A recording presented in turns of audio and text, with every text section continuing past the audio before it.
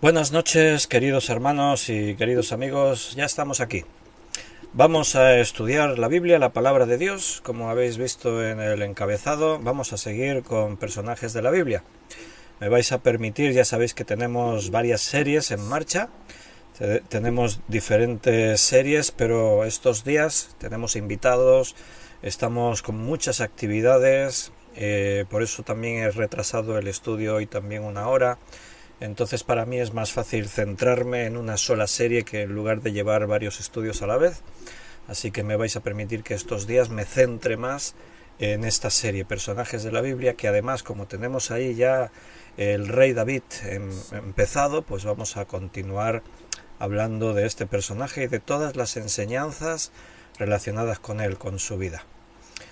Vamos a hacer una oración, le vamos a pedir al Señor que Él sea quien nos esté guiando, dirigiendo, y nos vamos a poner ya con este estudio de hoy, domingo 23 de julio. Acompáñame y presentamos este tiempo en oración delante de Dios. Señor, muchas gracias por darnos la oportunidad de reunirnos en tu nombre, por segunda vez hoy domingo, abrir tu palabra y escuchar tu voz. A pesar de que esto ya lleva tanto tiempo, sabemos que es necesario.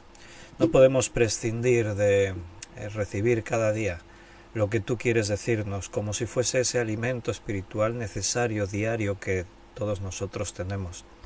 Ayúdanos, Señor, y háblanos al corazón a cada uno. Necesitamos escuchar tu voz. Te lo pedimos y te lo agradecemos en el nombre de Jesucristo. Amén. Pues bienvenidos a todos, un día más, es domingo, como hemos dicho, esta mañana ya hemos estado compartiendo juntos. Los que habéis podido ver el culto en directo, en diferido, pues habéis tenido la oportunidad de conocer, si no pudisteis hacerlo personalmente, pues de conocer al grupo de hermanos de Irlanda que nos visitan estos días. Los vamos a tener aquí como 11 días con nosotros. Vienen con el pastor Johnny Campbell de Belfast, Irlanda del Norte, y ese grupo de jóvenes que están aquí y que estamos disfrutando mucho de compartir, de la comunión. Qué bien cuando los hermanos tenemos esa oportunidad de compartir juntos, ¿no? A ver si Dios nos regala poder tener muchos más momentos como esos y con hermanos que estáis ahí y que estáis en la distancia, lejos, y que algunos ni siquiera nos hemos podido ver nunca en persona, pero mira, siempre es posible ir o venir y encontrarnos. Pues hemos disfrutado esta mañana del culto, lo hemos hecho bilingüe, español e inglés, por todos nuestros hermanos de habla inglesa que estaban ahí participando. Y ahora vamos a nuestro estudio bíblico, personajes de la Biblia, David el Rey. Estamos ahí detenidos, varios estudios hablando de todas estas características. En realidad estamos viendo 14 características sobre la vida de David. Va a ser dentro de esta serie, personajes de la Biblia, el más largo. Hemos estudiado ya algunos y este va a ser el que más extensión nos está ocupando. Ayer estábamos hablando de la debilidad del hombre, porque él es el rey, él es el elegido de Dios, es el hombre conforme al corazón de Dios, pero está en un cuerpo de carne y la carne es débil y su debilidad le llevó a ese pecado terrible, ¿verdad? Bien, vamos a retomar ahí, pero permíteme que antes salude a los hermanos que han escrito en el chat en directo, a ver quién escribió por aquí. Miguel Torres ha sido el primero en escribir esta noche. Muy buenas noches, Pastor Víctor y hermanos en Cristo Jesús, Señor nuestro. Qué alegría poder escuchar nuevamente la enseñanza de la palabra de Dios. Nuestro buen Dios recompensa conforme a sus riquezas en gloria, amado Pastor. Pues querido Miguel, gracias y Dios te bendiga. Juan Bermudo, hola Víctor y mis demás hermanos, que la gracia y la paz de nuestro Señor Jesús estén en vuestros corazones y fuertes abrazos para todos. Bienvenido Juan, Dios te bendiga. Ana Rita también ha escrito bendiciones para todos, Dios en el control de todo. Dios te bendiga, Ana Rita. Beatriz, buenas noches querido pastor y queridos hermanos, Dios les dé su gracia y paz y nos ayude a comprender palabra. Un abrazo, os amo en el Señor. Queridos, bienvenidos, Dios os bendiga a todos. Esos son los mensajes que hay hasta este momento y seguro que hay más hermanos escribiendo, pero vámonos ya a ver punto número 10 de David el Rey y continuamos con el lugar que está, el episodio que estábamos viendo ayer. Ayer estábamos detenidos en el segundo libro de Samuel, capítulo 11. Segundo libro de Samuel, capítulo 11, es la historia de la caída de David en ese pecado. Vamos a retomar ahí y vamos a pasar al siguiente punto, el punto 10. Estamos hablando de la debilidad del hombre y el punto 10 es el rey humillado. Como ves en el enunciado del punto 10, continúa dentro del episodio trágico, triste, lamentable que el rey David experimentó, sufrió. Recuerda que ayer estábamos diciendo que la Biblia no busca exaltar a sus héroes, porque en realidad en la Biblia solo hay un héroe y es Jesucristo, y ese sí es exaltado. El nombre de Cristo es elevado a lo más alto. ¿Sabes por qué? Porque Él es digno de recibir toda la gloria, la honra y el honor. Nuestro Señor Jesucristo es el único que merece la exaltación máxima. Todo lo que nosotros podamos decir y levantar sobre Él, siempre nos vamos a quedar muy cortos, muy atrás. Porque Jesús es lo más, no podemos decir más de Él. Él sí que es el súper cristiano, o sea, el súper personaje de la Biblia. Él es, bueno, no tenemos calificativos, expresiones, ¿verdad? Pero la Biblia no busca exaltar a sus, entre comillas, héroes. ¿Por qué? Porque todos nosotros, se llame David, Moisés, Josué, Gedeón, Abraham, da igual cómo se llame, todos hemos pasado por esta historia, ellos con la suya, nosotros con la nuestra, todos hemos pasado por ahí y hemos podido tener aciertos y errores. Y la gloria que se haya podido ver en nosotros siempre fue porque el Señor estaba ahí, cerca de nosotros. El Señor estaba obrando en nuestras vidas. El mérito siempre va a ser suyo.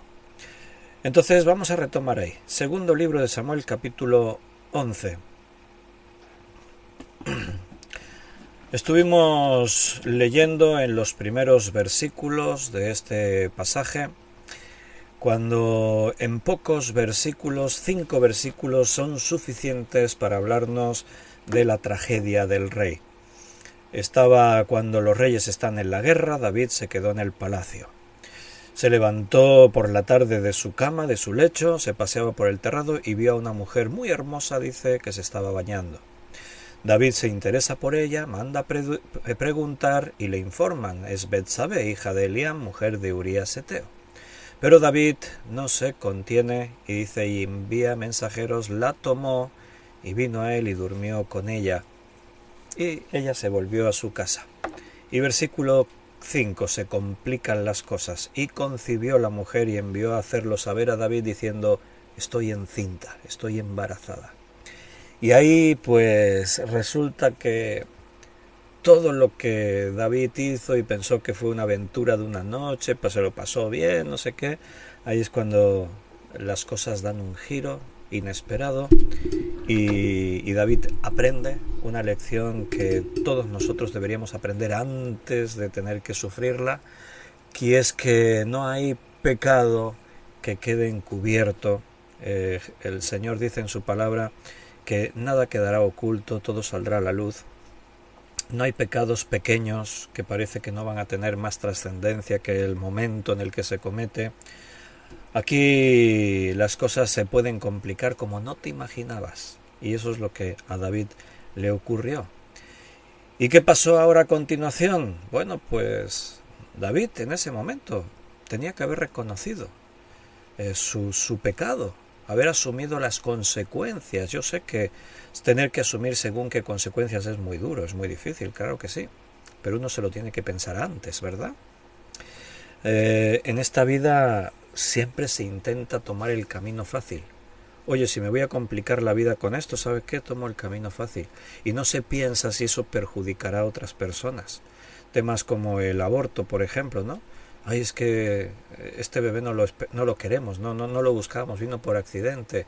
Bueno, haber tomado las medidas necesarias. Ahora ya no hay solución. La solución no es la muerte de un bebé, el asesinato de un bebé en el vientre de su madre. Entonces siempre hay que pensar las cosas antes de después que tengamos que lamentarlo.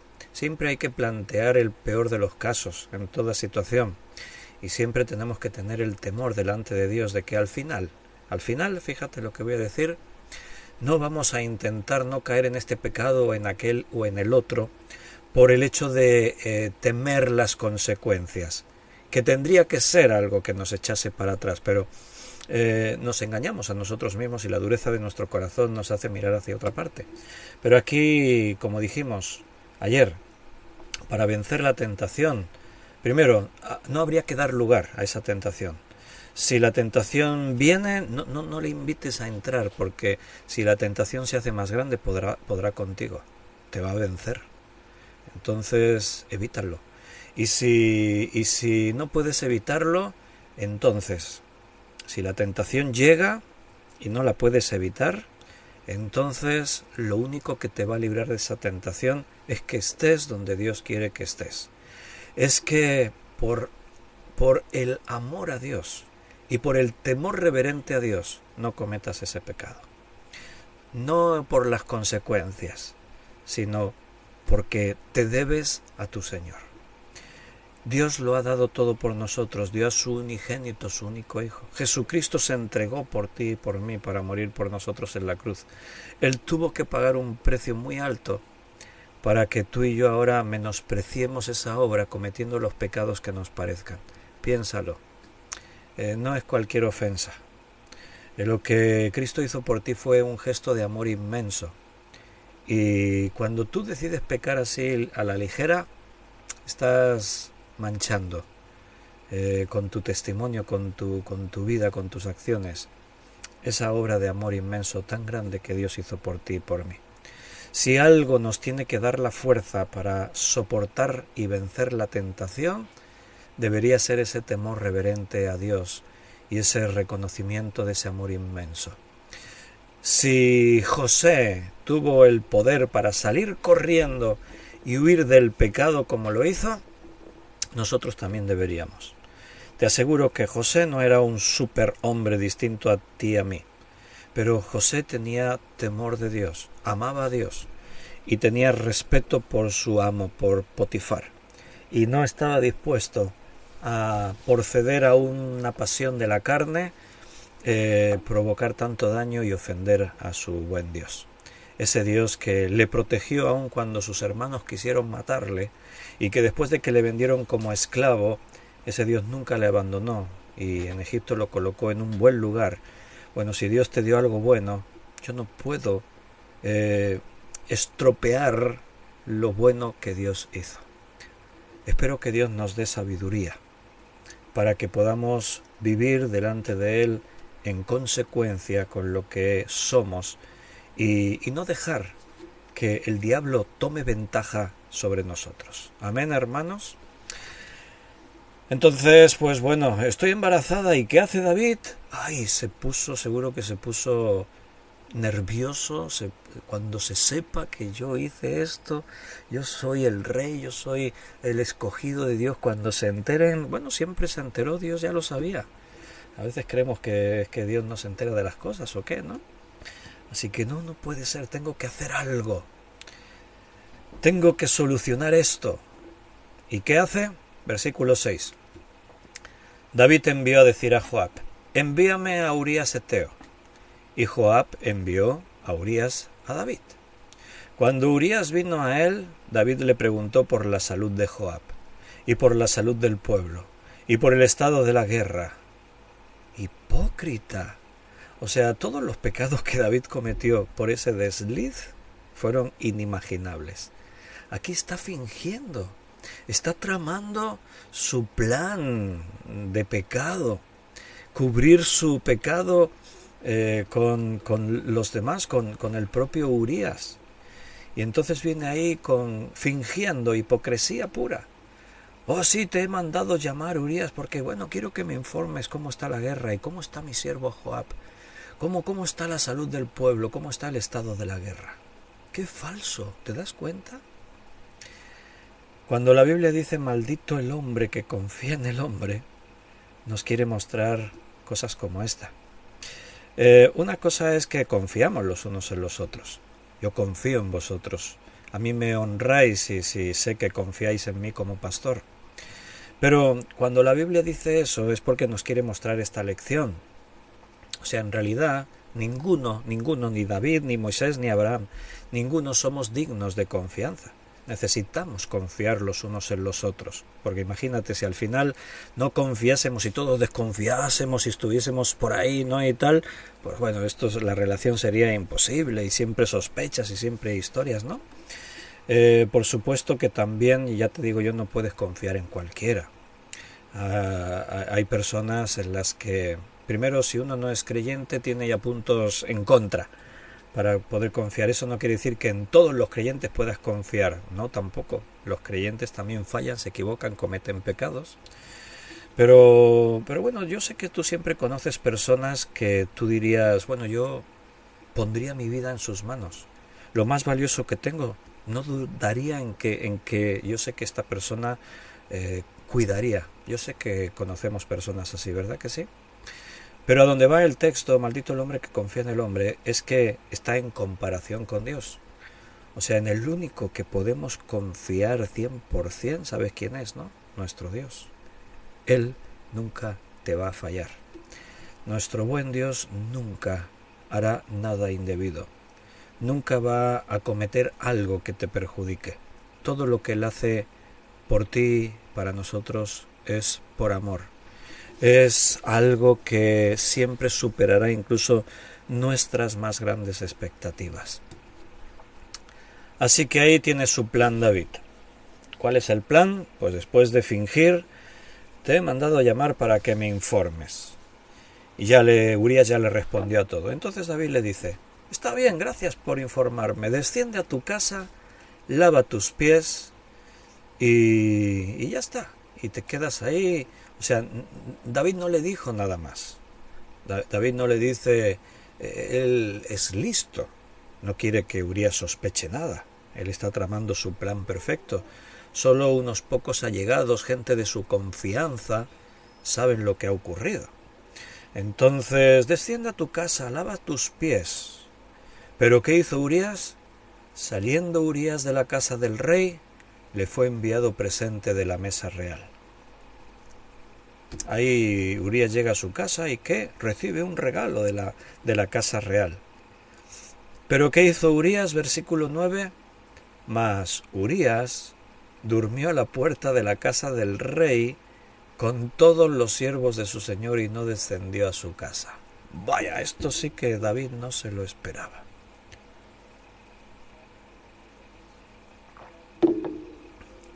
¿Por qué no te vas a tu casa y llevas meses en la guerra? ¿Por qué no vas ahí y te acuestas con tu mujer? Ese era el plan de David. Urías viene, se acuesta con su mujer. Dentro de unos meses, habría que llevar muy bien la cuenta, pero a veces los bebés se adelantan. En esa época no era como hoy en día, que los médicos cuentan también las semanas y calculan todo muy exacto. En ese tiempo podía colar perfectamente que este hijo es de Urías. Y el rey se queda tan tranquilo. No soy culpable de nada. Mira, porque nosotros pensemos que podemos cubrir nuestros pecados, eso es imposible. El único que cubre los pecados es Jesús. Cuando Él murió por nosotros en la cruz, resulta que todos nuestros pecados fueron borrados. Pero las consecuencias de nuestros pecados las tenemos que sufrir en esta vida y no las podemos eliminar. Tú no lo puedes esconder, no puedes eliminar el pecado. El pecado estará delante de ti. Y como dice la palabra, el Señor en su palabra, vuestro pecado os alcanzará. Siempre se sufrirán las consecuencias, siempre. Así que yo me pregunto, ¿por qué Urías no fue a su casa? Y tengo dos respuestas. La Biblia no nos dice exactamente, pero entendemos, por lo que también después Urías dice, Urías es un hombre fiel a su Señor, él está en guerra.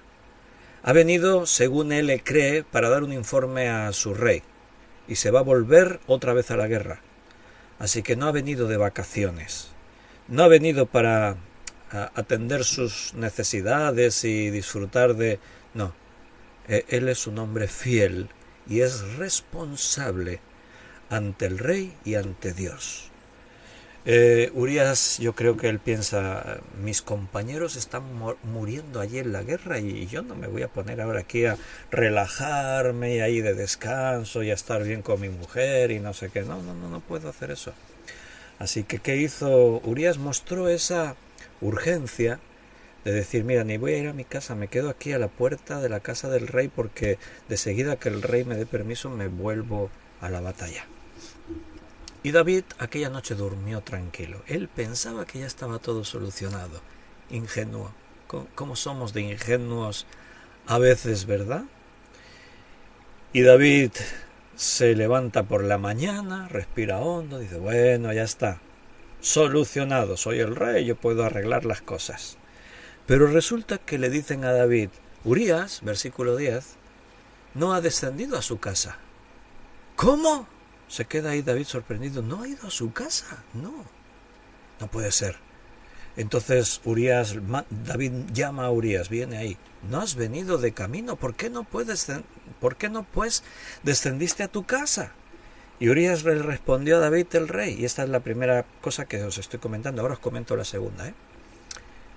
El arca de Israel y Judá están bajo tiendas, y mi señor Joab y los siervos de mi señor en el campo. ¿Y había yo de entrar en mi casa para comer y beber y dormir con mi mujer? Por vida tuya y por vida de tu alma, que yo no haré tal cosa. Vaya, eso dejó sin palabras a David. Ya no tenía nada más que decir. ¿Qué va a decir? No, pero sí, ¿sabes qué? Da igual que estén allí muriéndose los hombres en la guerra, y da igual que el arca de Dios esté allí. No podía decir eso a David, así que el plan le falló completamente. Se derrumbó todo estrepitosamente. No, esto no es lo que se esperaba David. Y por eso os decía, por un lado, ¿por qué Urías no fue a dormir con su mujer? Fue por su propio sentimiento, porque él lo tenía muy claro. Yo no puedo hacer eso, era un hombre fiel, y era un hombre temeroso y responsable delante de Dios. Pero también te voy a decir otra cosa. Igual que cuando Saúl estuvo en las manos de David y que le podía haber quitado la vida por 2 ocasiones, y los hombres de David le dijeron, Dios te lo ha entregado en tus manos, y David dijo, sí, pero yo no puedo matar al ungido de Dios. Y nosotros dijimos, eso ocurrió porque Dios estaba probando a David. Pues aquí también, sin duda, tenemos que ver la mano de Dios detrás de todo esto. O sea, Dios no va a permitir que David se salga así como si no hubiese pasado nada. Tenemos que asumir las consecuencias de nuestras acciones. Y sabes, es triste que a veces tengamos que aprender a través del sufrimiento, pero es que a veces no hay otra forma.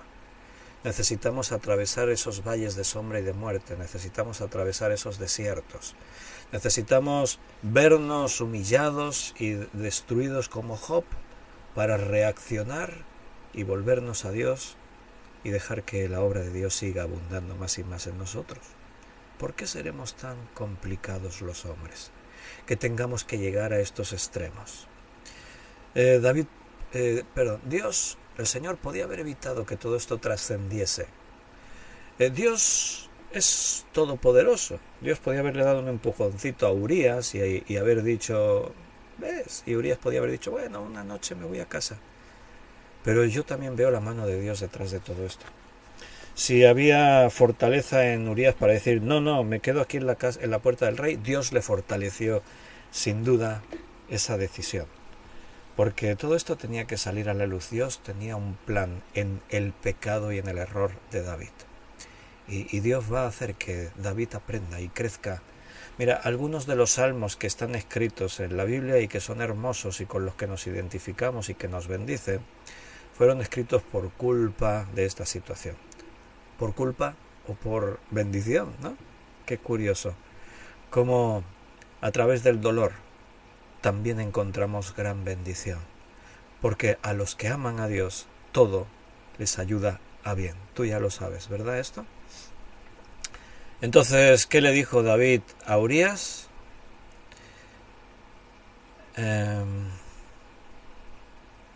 ¿Dónde estaba en el versículo?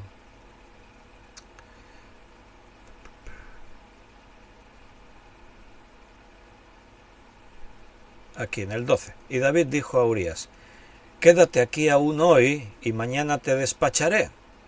O sea, vamos a dejarlo otra noche a ver si cambia de opinión. Y se quedó Urías en Jerusalén aquel día y el siguiente. Y David lo convidó a comer y a beber con él hasta embriagarlo. O sea, plan B de David. Siempre tenía un plan B David, ¿no? Lo que nos pasa a todos. Plan B, lo emborracho, y ya que no está en sus cabales, seguro que ahora sí que se va y duerme en su casa. Así que dice que lo emborrachó, comió y bebió con él hasta embriagarlo, y él salió a la tarde a dormir en su cama con los siervos de su señor, mas no descendió a su casa. Ni borracho conseguía que Urías se fuese a dormir a su casa con su mujer. Entonces recuerda lo que hemos dicho, Dios está detrás de todo esto. Venida la mañana, escribió David a Joab una carta, la cual envió por mano de Urías. Y lo peor de toda esta historia es este versículo 14. Eso es lo peor de esta historia, lo que uno no se podría llegar a imaginar de un hombre como David. Esto es cruel. O sea, fíjate, el hombre conforme al corazón de Dios, a la vez era el hombre débil, que podía sucumbir al pecado más ruin, más feo que uno se pueda imaginar. No solo tomó la mujer de este hombre, que era un buen hombre, no solo fingió y se comportó como un hipócrita, mintiendo descaradamente, no solo trató de manipularlo, embriagándolo, etc., sino que al final decide eliminarlo, asesinarlo. Y el gesto más cruel es que le envía la carta a Joab por la propia mano de Urías. O sea, Urías ni se le ocurrió decir: voy a mirar qué ha escrito el rey. Era un hombre fiel. Urías llevó la carta que decía: pon a Urías en el frente para que muera. Su ejecución la llevó él mismo, la entregó él mismo en manos de Joab. Increíble, ¿verdad? Por eso, hermanos, creo que con el tiempo tenemos que aprender. No sé si tú, yo ya aprendí que no puedo confiar ni en mí mismo. No podemos confiar ni en nosotros mismos. No te fíes de ti mismo nunca. Sé prudente, sé temeroso de Dios. Aférrate a Dios con todas tus fuerzas, porque no hay otra forma. O sea, solo puedo mantenerme a salvo, seguro, si estoy en los brazos de Dios. Por ese motivo, entre otras cosas, tenemos que estar aquí todos los días escuchando su palabra, porque cuando estamos cerca del corazón de Dios, estamos protegidos.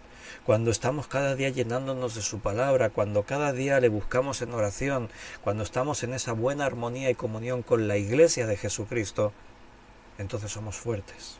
Cuando soy débil, soy fuerte. ¿Por qué? Porque el poder de Dios se hace fuerte en mí, se perfecciona en mi debilidad.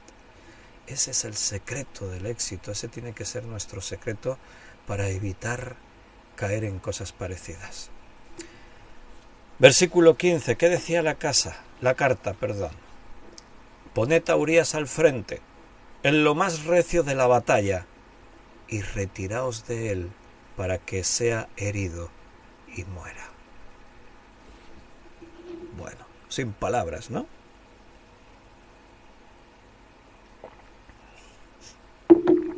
En otras palabras, como dijo Natán, David está asesinando con premeditación, con alevosía, a un buen hombre. Ponlo ahí en primera fila de batalla, en lo más duro, lo más peligroso. Y cuando la batalla esté ahí en el punto más complicado, dejadlo solo. Apartaos de él. Dejad que muera. Bueno, la Biblia a veces tiene pasajes muy duros, y este es uno de los pasajes más duros que hay en la carta. Un escritor muy conocido en el mundo evangélico, Meyer se llama, se imaginó a Joab diciendo algo así como, se lo imaginó él, algo así como: mi amo puede cantar salmos con los mejores, Pero cuando quiere que se haga una pieza de trabajo sucio, viene a mí. Porque aquí ya las consecuencias tienen una trascendencia, incluso el testimonio que David le está dando. ¿Tú te imaginas a Joab, un hombre fiel a David y a Dios, que recibe en la carta ese mandato? Poned a Urías en primera fila de batalla, en lo más duro, en el frente, en lo recio de la batalla, y retiraos de él para que sea herido y muera. Vaya, yo soy Joab y leo eso y no me lo creo. ¿En serio esto lo ha escrito David, el rey? Pero Joab es un hombre fiel y obediente, no va a contradecir al rey. Pero ¿te imaginas el testimonio que le estás dando y la responsabilidad? Porque ahora ya no solamente es el pecado de David, ahora es el pecado de Joab. Está haciendo partícipes de un pecado a otros. O sea, está arrastrando en su ruindad, está arrastrando a otros como a Joab. Joab estaba ahí luchando, defendiendo a Israel de sus enemigos, y ahora se ve metido en una historia que él no había buscado ni había pretendido. Pero él va a cometer también un asesinato, porque Joab es el que va a procurar que eso ocurra. Vaya, ¿cómo puede ser que estas cosas pasen, no? Al haber fallado en eso de cubrir su pecado, sus planes, bueno, pues ahora David toma todo ya de una forma drástica, quiere a Urías muerto. A veces en nuestros pecados, para tratar de librarnos de las consecuencias, no medimos el daño y lo feo que podemos llegar a hacer. Lo único que nos importa es salvarnos nosotros. Y por eso se pueden llegar a cometer cosas inimaginables, y cualquier persona puede caer en algo así. Yo no puedo juzgar a David porque yo podría hacer lo mismo. Recuerda siempre este principio. No podemos juzgar a nadie, solamente que cada uno está en las circunstancias en las que está. David confiaba tanto en la integridad de Urías que lo hizo mensajero involuntario de su propia sentencia de muerte. Otro de los escritores del mundo cristiano, llamado Clerk, acerca de esto escribió, y cito textualmente: «Esta fue la suma de la traición y la villanía. Hizo que el hombre más noble cargara las cartas que describían el modo en el que iba a ser asesinado, para que sea herido y muera». O sea, David lo especificó con toda claridad. David no quiere más sorpresas. Todo le ha ido saliendo mal, así que mi plan de que Urías muera tiene que salir bien. Así que él no lo insinuó, no dijo dejad ahí porque no sé qué, no buscó ninguna excusa, fue totalmente directo, para que sea herido y muera. David ordenó a Joab que arreglase la muerte de Urías. Y aunque todo esto quedó oculto bajo la furiosa batalla que se estaba librando, Urías fue asesinado con tanta certeza como si el mismo David lo hubiese matado en su propia casa y con su propia espada. Si un hijo va a nacer, que Urías no pueda decir no es mi hijo, lo eliminamos. Así nadie podrá acusarme y decir David es el culpable de todo esto. Bueno, David fue mejor cuando siervo que cuando rey. Piensa en esto un segundo. Cuando David fue un siervo, fue un muy buen siervo. Cuando fue un rey, cometió un error imperdonable, humanamente hablando. Dios le perdonó,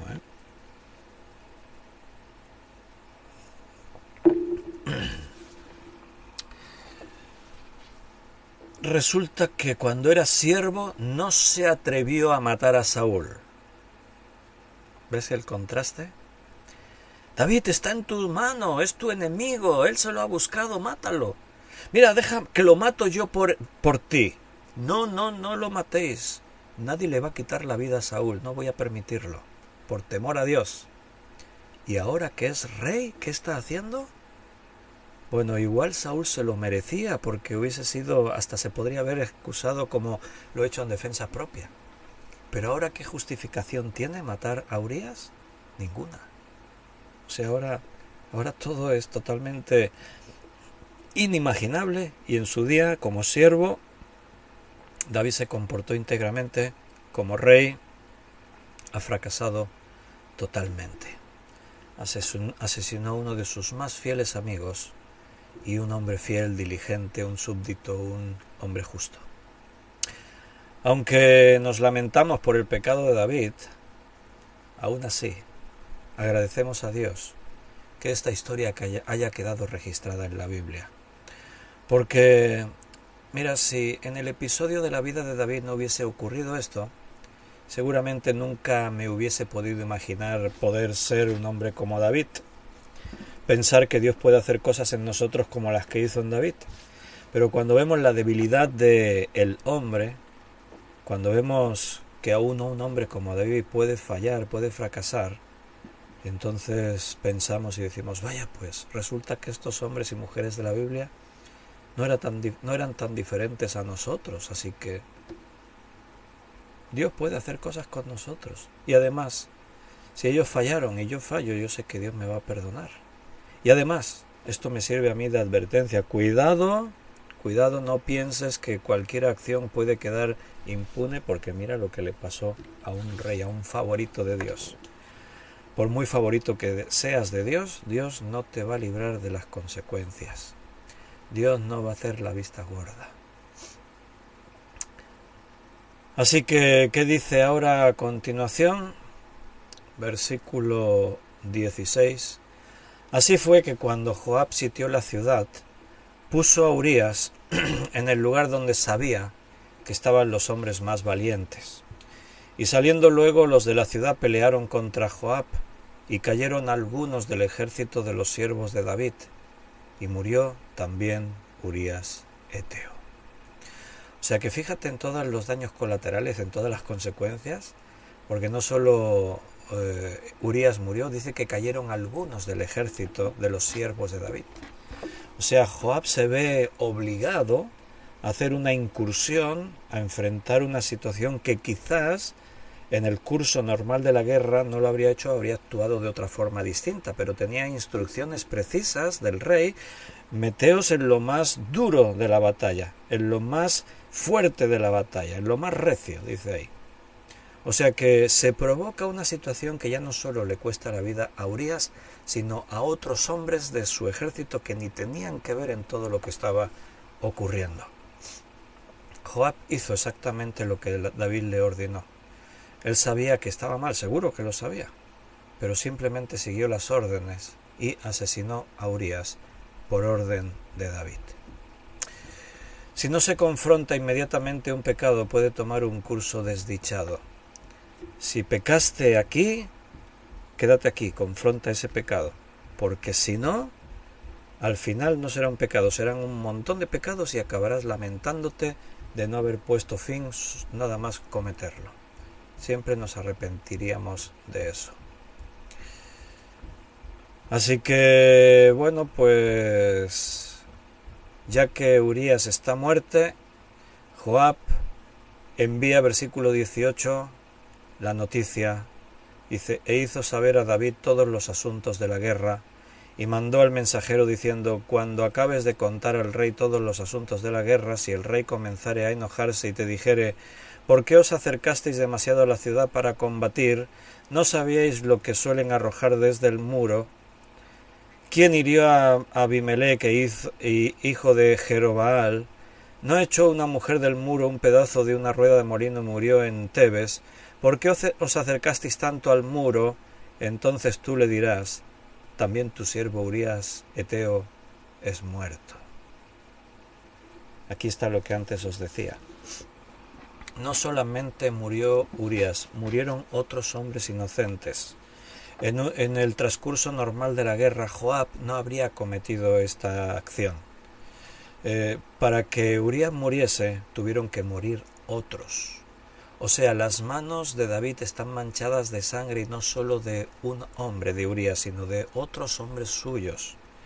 porque Joab se ve obligado a forzar una situación en batalla que ha ocasionado la vida de otros, y cayeron algunos del ejército de los siervos de David, y murió también Urías eteo. Pero fíjate cómo es la cosa. Si David os pide el informe y le decís, mira, lleguemos hasta las puertas de la ciudad y han muerto unos cuantos hombres, entre ellos Abimelech, y David os va a decir, ¿y cómo habéis hecho eso? Eso ha sido un suicidio en la batalla, eso yo no os he enseñado así. Y si os regaña, le decís, no, pero David, espera, también Urías eteo ha muerto. Ah, eso lo cambia todo. Ah, vale, entonces está bien. Está bien que hayan muerto unos cuantos de mis hombres. Increíble, ¿no?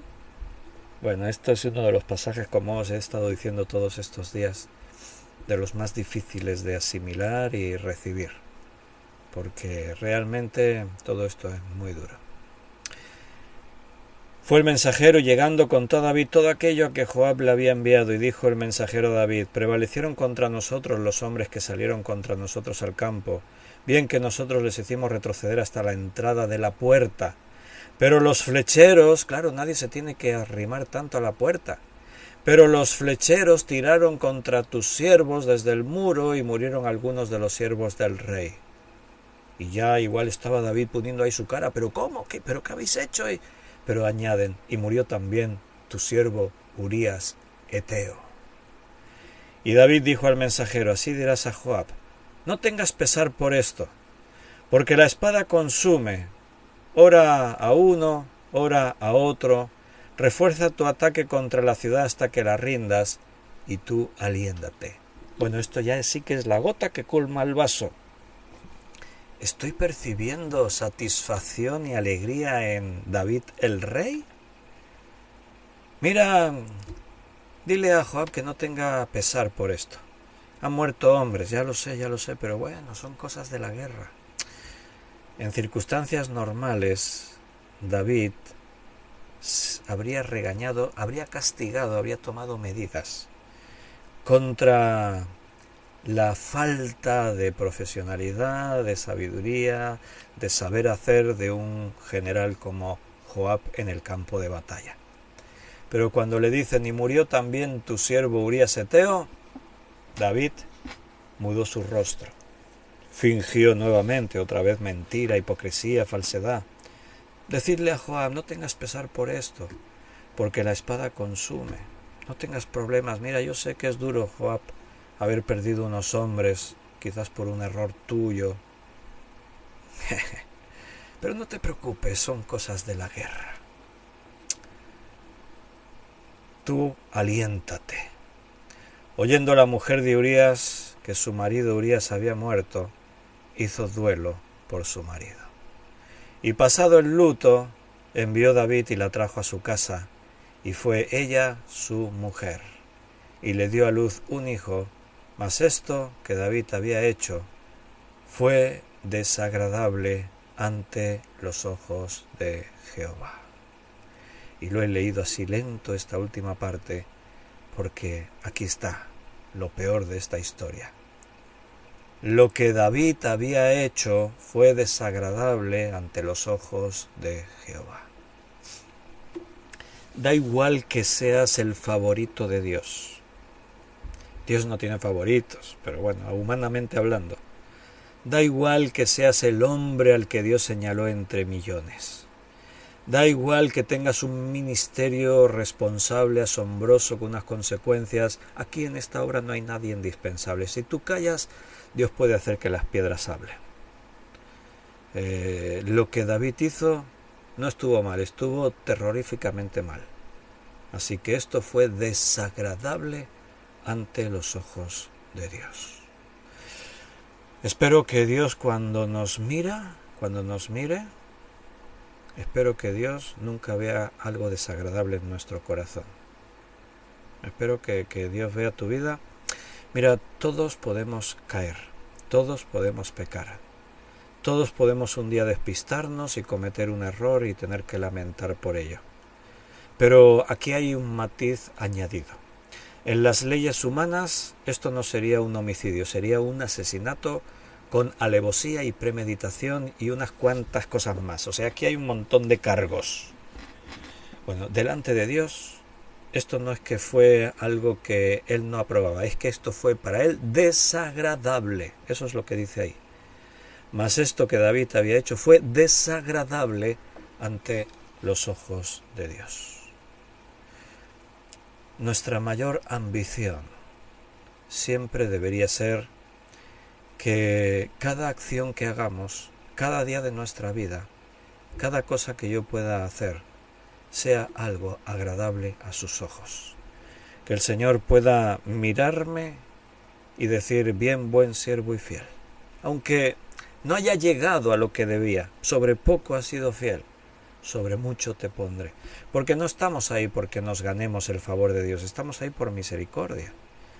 Pero ahora que estamos, tenemos que honrar nuestro llamado.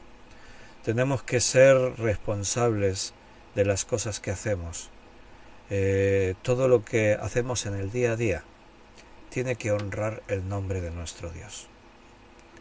Nuestro más grande deseo debería ser ese. No podremos llegar a eso si no nos alimentamos de su palabra cada día, si no le buscamos en oración de cada día, si no estamos en el centro de su voluntad, siempre vamos a ser vulnerables. Y queridos hermanos, nos vamos a despedir por hoy. Ya son casi las 11 de la noche aquí, hora de España, y mañana hay que madrugar y hay que empezar una nueva semana. Tenemos que meternos ya en otra semana, ya estamos, bueno, ya 23, mañana 24, ya estamos ya ahí, ¿no? Llegando al final. Bueno, nos falta aquí en España una horita para llegar al día 24. Mira, os digo un secreto, el día 24 de julio, pues mañana, o mejor dicho, dentro de una hora, hará 30 años que Belén y yo, mi esposa y yo, nos casamos. Aniversario, una cifra ahí muy redondita, 30 años, mañana vamos a hacer de aniversario de matrimonio, así que es una fecha especial para nosotros, claro. Que Dios os bendiga, mis queridos hermanos, que el Señor esté ahí en vuestra vida, llenando de todo vuestro ser con su presencia y por lo tanto súper bendecidos. Hasta mañana, si Dios quiere, y un fortísimo abrazo a cada uno.